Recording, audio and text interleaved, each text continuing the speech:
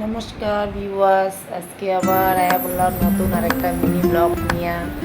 এই যে দেখো, আমি ঠাকুরঘরটা দেখাই প্রথম স্টার্ট করলাম ভিডিওটা। এই যে আমি একটু লোকনাথ মন্দিরে যাওয়ার লেগে বেরোলাম, মিনি ব্লগ কোথাও তাড়াতাড়ি। এই লোকনাথ মন্দিরে আয়া বললাম, এই যে লোকনাথ বাবার সামনে আয়া বললাম তোমাদের সবাইকে দেখাইবার লেগে ভাবলাম একটু ব্লগ বানাই দিই, মিনি ব্লগ। অ্যাকচুয়ালি আমার একটা মানা ছিল ঠাকুরের কাছে, আমার কিছু তোমরা তো দেখছোই সবাই হয়তো আমার আগে পিছের ভিডিও। আমার কানে একটা দোল আছিল, ওই দোলের দোলটা হারায় গেছে। ঠাকুর আমি লোকনাথ বাবারে সব ঠাকুরেই বিশ্বাস করি, তবে লোকনাথ বাবারে একটু বেশি আর কি। মানে কিছু বিপদেই পড়লে মানুষ কয় না, রনে বনে জলে জঙ্গলে যখনই আমাকে ডাকবে তখনই পাইবে, ওইরকম নাকি লোকনাথ বাবার বাণী।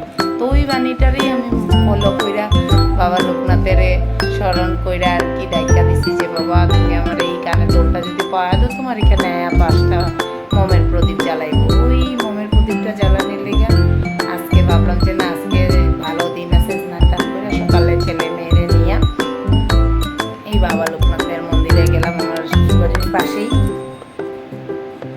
এই লোকনাথ বাবার মন্দিরে আমি জ্বালাইয়া পরে আবার পথে দেখি কি সামনে লগে লোকনাথ বাবার মন্দিরের একদম পাশাপাশি শনি ঠাকুরের মন্দির, আর আরেকটা হইলো শিবের মন্দির। এখানে মিনি ব্লগ শেষ, আজকের লেগে টাটা, বাই বাই।